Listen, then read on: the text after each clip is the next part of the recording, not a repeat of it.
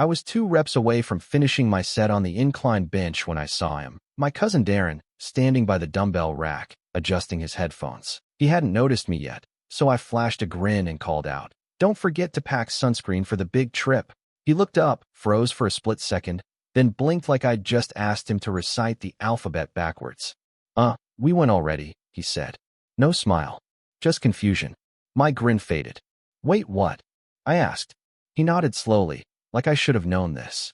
"Yeah, we got back 2 days ago." I didn't say anything after that. I didn't ask who went. I didn't ask why no one told me. I didn't even fake a laugh to smooth it over.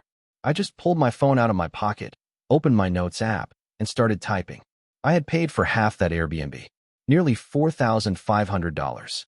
And now I was apparently the only one who hadn't gone. I guess I should back up. My name is Keith. I'm 32, work in software, and I'm the kind of guy who plans everything 3 months in advance. Vacations, meetings, even dentist appointments. I'm not a control freak, just organized. My family, not so much. They tend to fly by the seat of their pants, especially when it comes to anything involving group plans. I've always been the planner in the family, the one who books the hotels, reads the reviews, checks the cancellation policies, and sends 15 follow-up texts until people finally confirm things. I don't do it because I like being in charge. I do it because if I didn't, nothing would ever happen. This all started back in January when we were sitting around the table at my aunt's house after our post-holiday brunch. You know that weird time in early January when everyone's making resolutions and pretending they're going to start jogging? Well, someone, probably Darren, joked that we should all take a big family trip before the summer ended. My uncle chuckled, my aunt chimed in with a "that'd be fun," and my other cousin Megan said she was in, as long as someone else plans it. That was the moment they all turned and looked at me. And I, like a fool, smiled and said, "I can look into it." The idea was simple. One big getaway with the cousins and a few of our significant others. No kids, no boomers. Just a chill, adult-only week at the beach. I started a group chat with 10 people. Me, Darren, Megan, Megan's boyfriend, 2 other cousins, Rick and Lisa, Darren's girlfriend, and a couple of mutual friends from the extended family circle. I researched rentals, narrowed it down to 3 beachfront Airbnbs in North Carolina, and sent out a poll. Everyone voted. The winner was a gorgeous 6-bedroom house with a pool, outdoor kitchen, and private beach access. It wasn't cheap, $800 for the week, but split between us, it was doable. Here's where things started to go sideways. The Airbnb required half up front to hold the reservation, and the rest due a month before check-in. I messaged the group. "I need $450 from each of you by Friday, or I'll have to front it myself." A few people Venmo'd me right away. A few others gave me excuses. Megan said her bank was being weird. Lisa asked if she could pay me next week. Darren straight up ignored the message. I should have taken the hint then. But I was so focused on locking in the house before it disappeared that I just paid the full deposit myself and told them we'd square up later. That became a pattern. I'd send updates in the group chat, reminders about the second payment, carpooling plans, things to pack, and most of the time, I'd get 1 or 2 thumbs-up reactions and radio silence from the rest. When I'd follow up privately, the responses were vague. "Oh, I thought I already sent you the money," or "remind me again what I owe," or worse, "I'm still figuring out if I can get the time off." The same people who'd voted for the trip, who'd cheered when I booked it, were now acting like it was an optional RSVP to a backyard barbecue. And I kept telling myself it was just a communication issue, or that people were busy. I didn't want to be the guy who ruins the vibe. But what really stung, what stuck in my throat like a swallowed penny, was how they started fading out of the conversation altogether. At first, they'd respond every few days. Then it was once a week. Then it was just Megan and me holding the thread together. I remember texting Darren directly a month before the trip, asking if he and his girlfriend were still coming. He replied, "For sure. Just finalizing work stuff." That was it.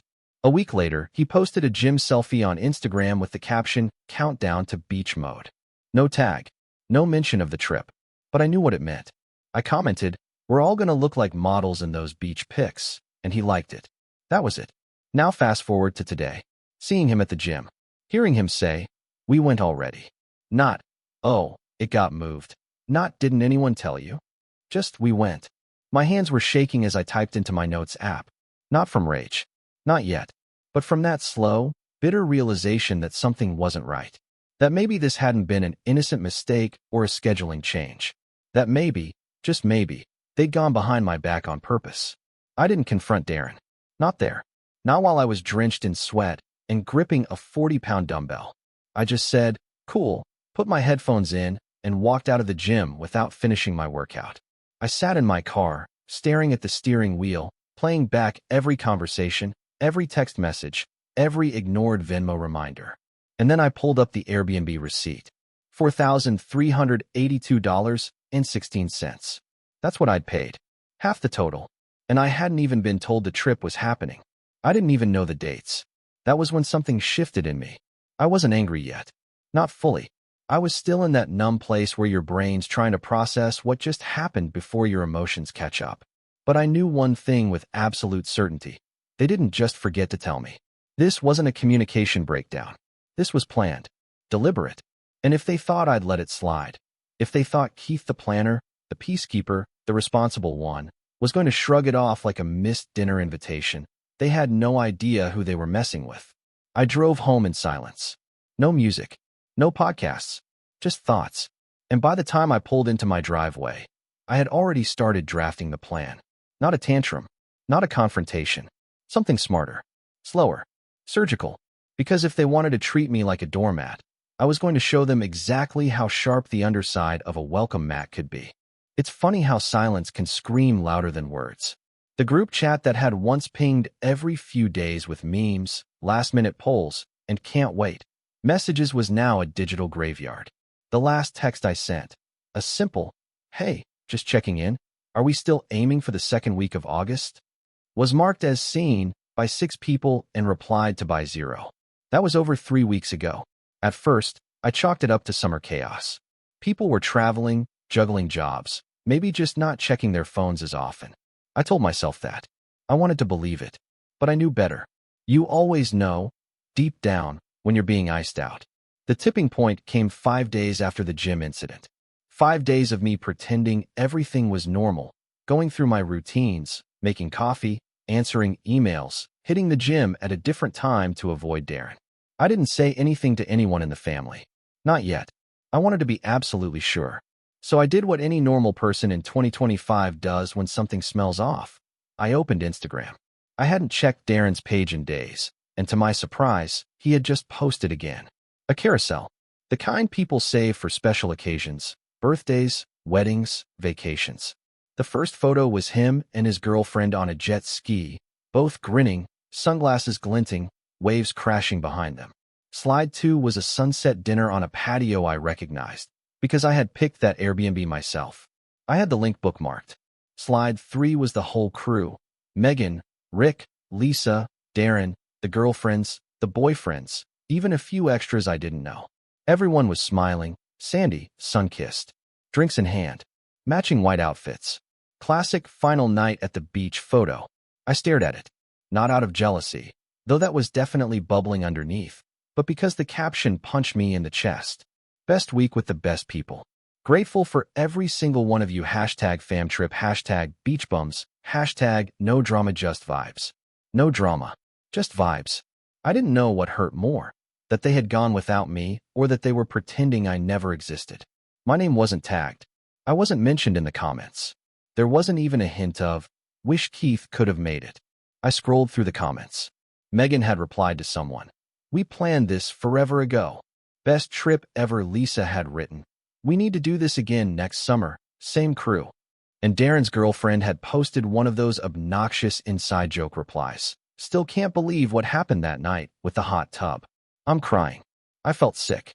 I went back to my messages and started combing through the old texts like I was trying to solve a cold case. And that's when I saw it. A subtle change I'd missed. 2 months ago, the group chat name had changed from Cousins Beach Trip 2025 to Beach Vibes Only. I hadn't noticed it at the time, but now it hit differently. Around the same time, my texts started going unanswered. Megan stopped reacting to my messages. Darren replied with half sentences or not at all. Rick had sent me a thumbs-up emoji for a question I asked about groceries. Just a thumbs up. Nothing else. I couldn't stop reading into it. The silence, the vague replies, the subtle exclusion, It wasn't laziness. It was surgical. They had quietly pushed me out. And it had worked. The Airbnb was in Megan's name. I'd used my card for the deposit, but she'd booked it through her account. That made sense at the time. Airbnb sometimes flags large bookings on new accounts, and she'd had Superhost experience or something. Now it made more sense in a different way. If they planned to cut me out, using her account gave them control. It meant I wouldn't see the check-in emails. I wouldn't get the confirmation notifications. I'd just be a donor to their perfect, drama-free beach week. And then came the final blow. I texted Megan. Hey, just saw the pics. Was the trip rescheduled? I never got the dates. Read.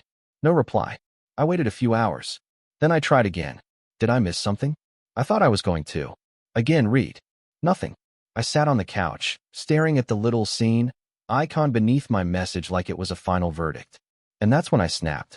Not in a loud, fiery way, but in that quiet, almost surgical kind of fury. The kind that doesn't shake your hands or raise your voice. The kind that cools your blood. I called my mom.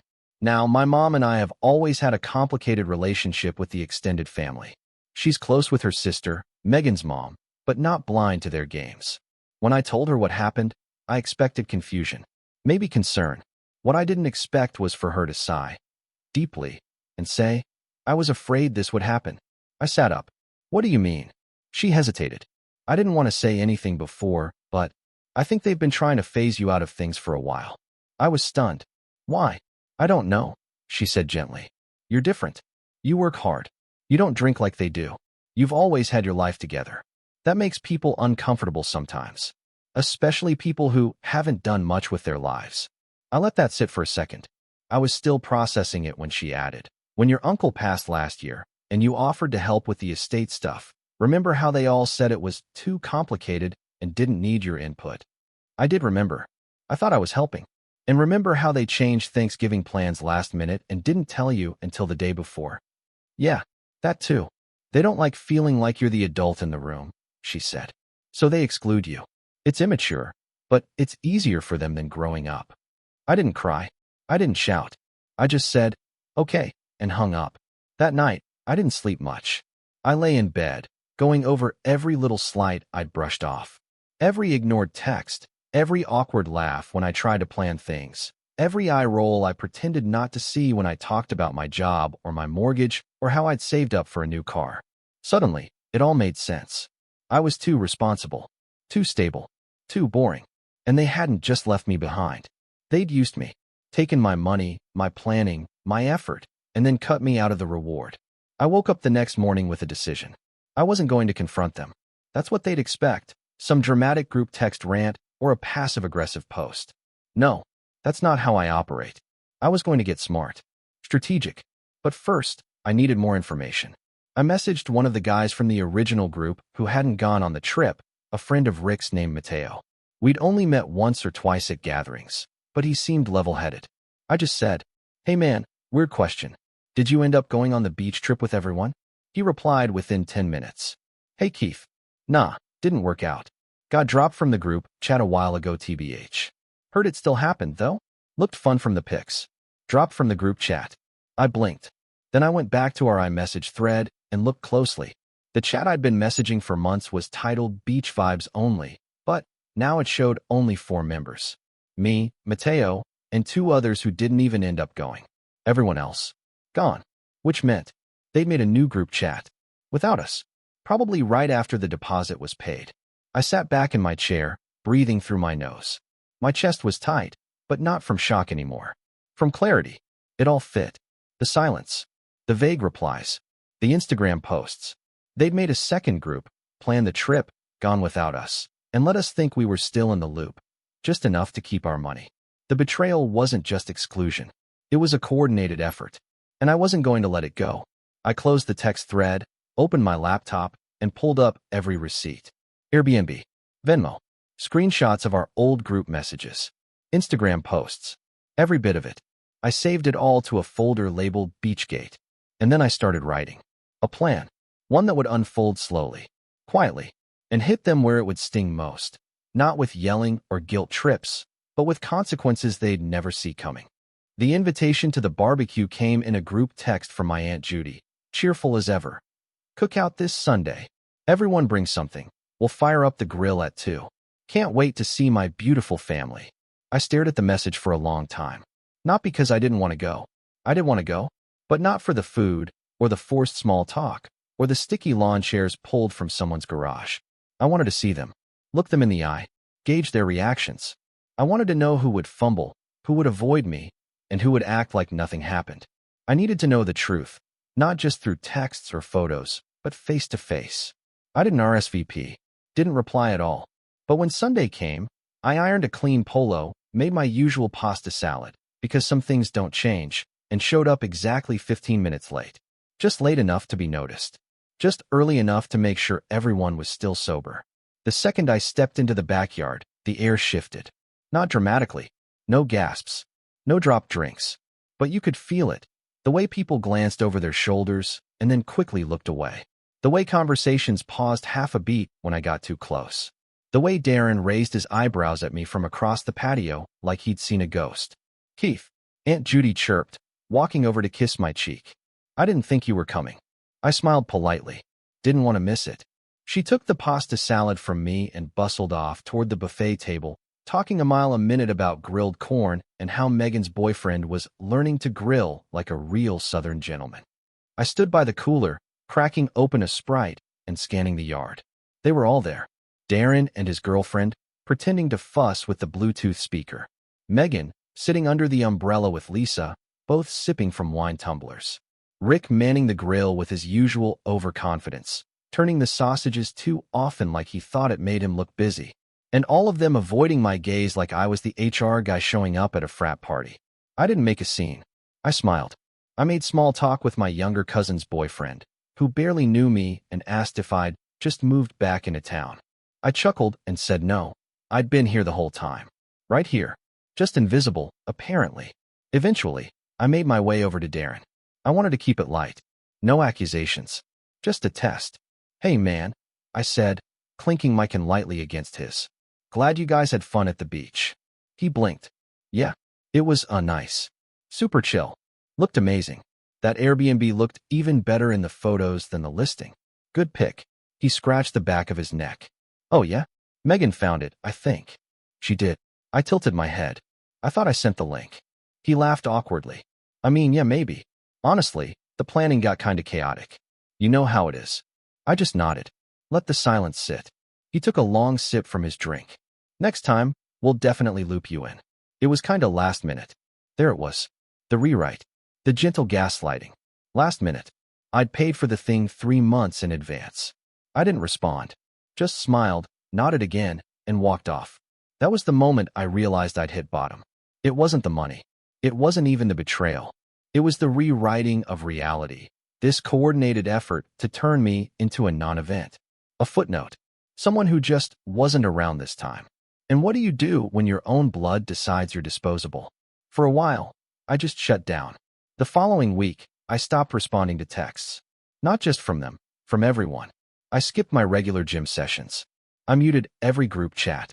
I told my manager I needed a few days off for family stuff and spent 3 straight days on the couch, door locked, lights low, eating reheated pad thai and binge-watching documentaries I barely processed. I wasn't depressed exactly, just disoriented. Because here's the thing. When your identity for years has been the responsible one, the reliable one, the organizer, and the people around you not only don't need you anymore, but don't want you, it messes with your sense of worth. Who are you, if not the glue that holds things together? I didn't know.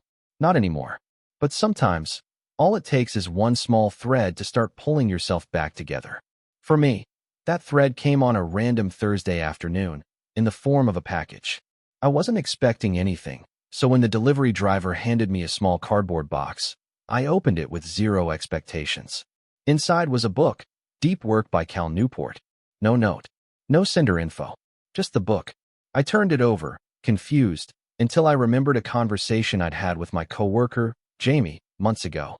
I'd mentioned feeling distracted, overwhelmed, like I was always planning for other people and never myself. She'd recommended the book, said it changed her life. I guess she'd finally decided to send it. That night, I started reading. And something clicked. The first few chapters hit me hard. Not because of the productivity advice, though that was solid, but because it reframed my problem entirely. I wasn't failing. I wasn't broken. I'd just spent so long being useful to others that I'd forgotten how to be valuable to myself. So I started rebuilding. Quietly. First, I canceled the beach house Airbnb bookmark. Then I deleted the group chat. Not just muted, deleted. Gone. I set a rule. No checking Instagram for 2 weeks. If they wanted to show off their perfect family bonding time, they could do it without me watching. Then I made a to-do list. A real one. For me. It had 3 items. Sign up for that online business course I'd been eyeing. Book a solo weekend trip somewhere new. Start the side project I'd been putting off for over a year. I tackled the list one by one. The course? It was expensive, but I paid in full. Learned more in 2 weeks than I had in 6 months of YouTube rabbit holes. The trip? Asheville. Cozy Airbnb in the mountains. I hiked, read books, ate alone without headphones in. It was uncomfortable at first, then freeing. The side project? It was a budgeting app with a social twist, something that could help friend groups and families plan trips transparently, with shared payments and visible contributions. Built the prototype in 4 weeks. Started posting about it on tech forums. Got decent traction. Each of those things was small. Insignificant, maybe, to someone else. But to me, they were bricks. Bricks I was using to build something that no one could take away. Something mine. And as I built, something else happened. People noticed. Jamie messaged me, asking to test the app. Then she introduced me to a friend in fintech who gave me real feedback. I started getting LinkedIn connections from developers and product people I respected. The app wasn't a business yet, but it was real, tangible, and mine. Even my manager noticed. Pulled me aside in a 1:1 to say he liked the new focus, the new energy. Asked if I'd be interested in leading a new project that aligned with my skill set. Bit by bit, I was becoming me again. But this time, not the version built to serve others. This time, I was building for myself. But the best part? I never once posted about it. I didn't flex the trip. I didn't show off the prototype. I didn't drop motivational quotes or vague captions about growth. I didn't need the validation. And when I finally did log back into Instagram, weeks later, it was purely for research. I was testing something on the app's mobile interface. But while I was there, I checked Darren's page. He'd posted a story. Him at a club. Lights flashing. Drink in hand. The caption? Same crew, same chaos. Except, there weren't many replies. Fewer likes than before. Fewer comments. I clicked on Megan's profile. She hadn't posted in a while either. Lisa's last post was a weird, vague quote about protecting your energy that felt like a subtweet aimed at someone. Maybe not me. Maybe someone else. But the energy? It was different. Whatever illusion they'd tried to build, that picture-perfect, drama-free, curated family, was starting to crack. And I wasn't doing anything to break it. Because the thing about stepping back is that you finally see who was holding on to you and who just needed you to hold them up. I wasn't holding anyone anymore. And the higher I climbed, the smaller they looked from up here. The funny thing about rebuilding yourself is that people never notice until it's too late. It had been a little over 2 months since the barbecue, and by now, I had practically disappeared from the family radar. No more invitations. No more check-ins. Megan had unfollowed me on Instagram. Darren hadn't liked a single one of my rare story posts. Rick removed me from a shared Google Doc we'd once used to plan game nights. They'd phased me out cleanly, like I was never part of the circle. Like I was just a stranger who used to show up with store-bought hummus and keep the lights on. And I let them. Because sometimes silence isn't weakness, it's a strategy. I spent that time quietly building my app, which I named Fair Split. It started as a budgeting tool for trips, then morphed into something more. You could create shared plans, log expenses in real time, and see who contributed what. No more, "Oh, I thought I sent it," or "Remind me what I owe again." It was all there. Transparent.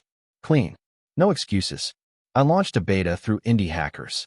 The response was small but encouraging. A few digital nomads loved it. A wedding planner from Chicago messaged me saying it saved her bridesmaids group chat from imploding. And best of all, a niche travel blog wrote a mini feature about how it solved the exact problem families and friend groups never want to talk about. But even as the app grew, I still felt something unsettled in me. Some part of my brain still pacing the cage. It wasn't about revenge. Not exactly. It was about justice.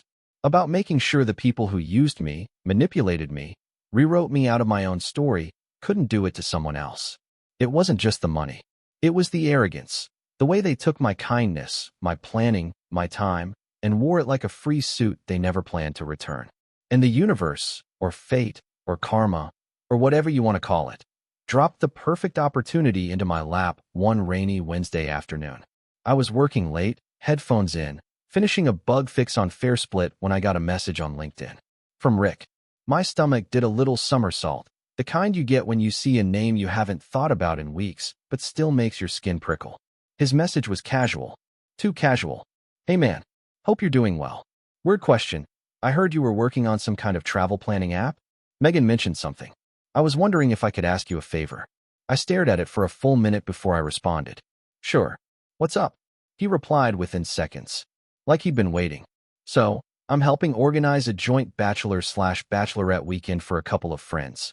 Kind of a mini trip for 12 people. We're trying to manage costs, split up bookings, that kind of thing. Megan said you were working on something that might help. You still doing that? Megan. So she had been watching. Quietly. Silently. I guess even when people push you out, they still like to keep tabs. The irony wasn't lost on me. I replied, professional and polite. Yeah, I'm still working on it. It's called FairSplit. I can send you the beta access code if you want. He jumped on it. That'd be awesome. Appreciate it. Do you think it could handle multiple Airbnbs and activity bookings? Stuff like boat rentals, dinner deposits, etc. I smiled. That's what it's built for. I sent him the code. And that was the beginning of the setup. Over the next few days, Rick and I messaged back and forth. He told me they were planning the trip for a friend named Zach and his fiancée, and they were trying to get everyone to chip in evenly. But people were being flaky and slow to pay. I didn't even have to fake empathy. I knew that feeling. And now, I was holding the cure in my hands. I offered to walk him through the app.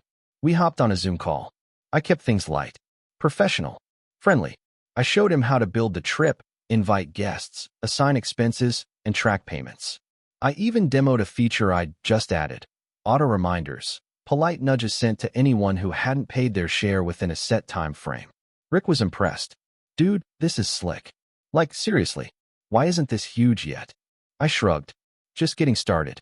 He said they'd start using it for the trip, and I told him to reach out with any questions. Then I sat back in my chair and waited. 3 days later, I got an email. Not from Rick, from one of the guests he'd invited through the app. A guy named Marcus. The subject line? This is amazing. Thank you. The message was short, but the impact hit hard. Hey Keith, just wanted to say thanks for building FairSplit. I've been on so many group trips that turned into nightmares because of money. This is a game changer. I actually know a couple at a travel startup who might be interested in this. Mind if I pass it along? I told him yes. Then I forwarded the email to myself and saved it in a folder called Receipts. Meanwhile, I kept an eye on Rick's group. I had access to analytics, not personal data, of course, but general usage patterns. I could see payment trends, engagement stats, even common notes people left on expenses. That's when I saw a familiar name pop up. Darren. He had been invited to the trip. Not just as a guest, he was listed as one of the co-organizers. Alongside Megan. It was almost comical. The same duo who locked me out of our trip, now using my platform to plan theirs. The symmetry was poetic. But it got better. Because a week later, Rick messaged again.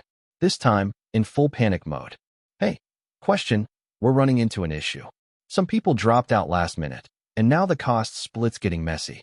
Is there a way to reassign parts of the expenses automatically without having to delete everything? I told him yes, and offered to hop on another call. On the call, he sounded tired, stressed, a little strained. Man, he sighed. I forgot how annoying it is to plan these things. People want the vacation, but no one wants to pay for it. I smiled. Yeah, I know the feeling. He laughed. You ever deal with that? People bailing after you fronted money? I let that hang for a beat too long. Then I said, yeah, once. There was a pause. Just a second. But I heard it. That flicker of guilt. Or fear. But I didn't confront him. Not yet. Instead, I offered a workaround. A new beta feature I'd been testing. Late split adjustments. It automatically recalculated the per-person cost if someone dropped out and re-notified the remaining guests. He was thrilled. You're seriously a wizard, man. I smiled. Just trying to make life easier. After we ended the call, I added one more feature to the app. Just for this group. Just for them. A private backend flag I called observer mode. It let me see every payment log, every name, every adjustment. Not the money itself. I wasn't interested in their exact transactions. But I could see the patterns. Megan had invited everyone. Darren had dropped out of one expense, then rejoined. Rick was constantly modifying costs, trying to get people to pitch in more.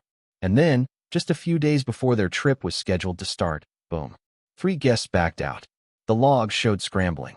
Split costs went from $300 per person to over $500. Complaints started showing up in the comments. This is way more than we agreed on. Why am I covering part of Zach's boat rental if I'm not even going? Can someone explain where this $250 dinner reservation came from? It was chaos, and I just watched, because they were finally getting a taste, just a taste, of what they did to me. The confusion, the imbalance, the betrayal of trust when someone tries to make things right and gets burned. Except this time, the system was exposing it all.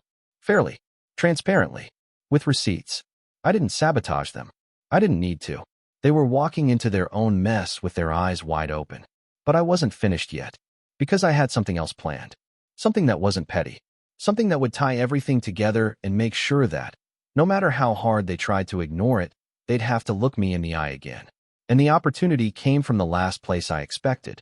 A wedding invitation. The wedding invitation arrived on a Tuesday morning, tucked between a power bill and a flyer about gutter cleaning.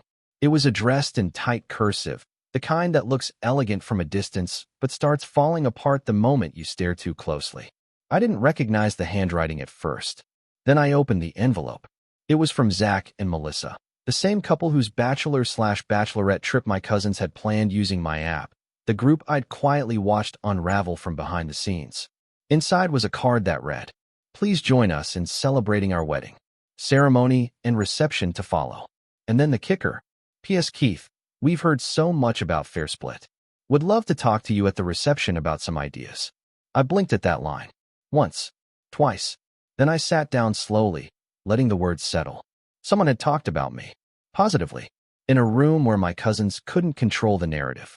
And now I had an invitation to walk directly into their carefully constructed world, where I was supposed to be forgotten, irrelevant, replaced.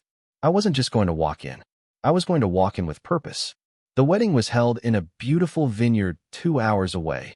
Wide fields, soft hills, sunset lighting straight out of a movie.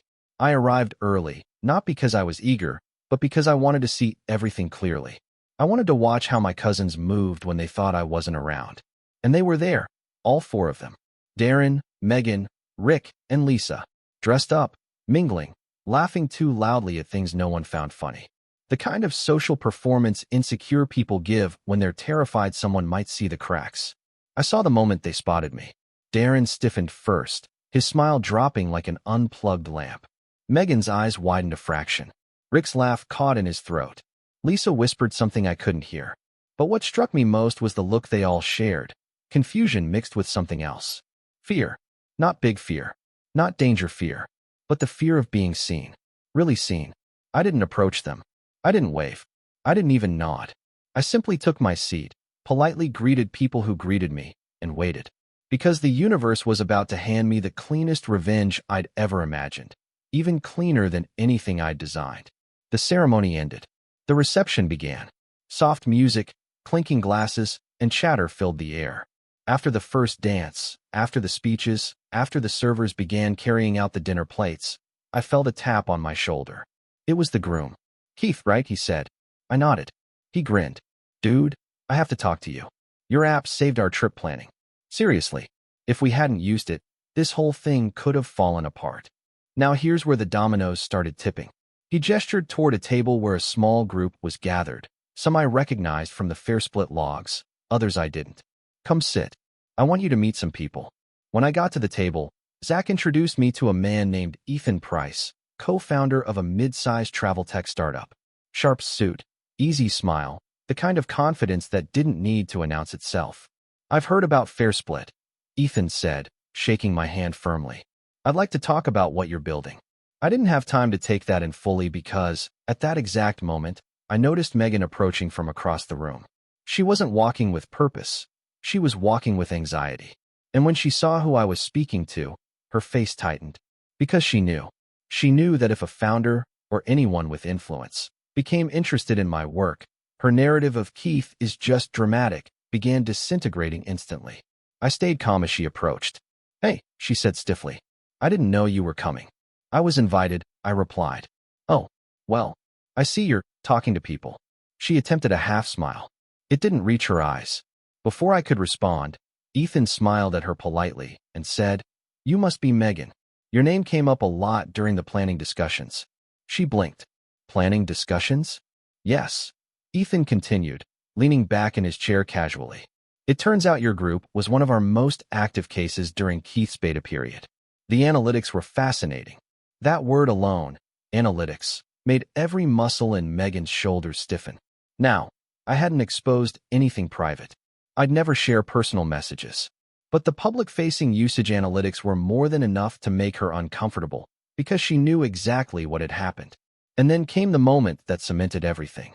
Rick approached the table next, nervous and curious in equal measure. "Hey, what's going on here?" Ethan smiled. "I was just telling Megan how helpful your group was in stress testing FairSplit. The late payment issues, the dropouts, the imbalance patterns.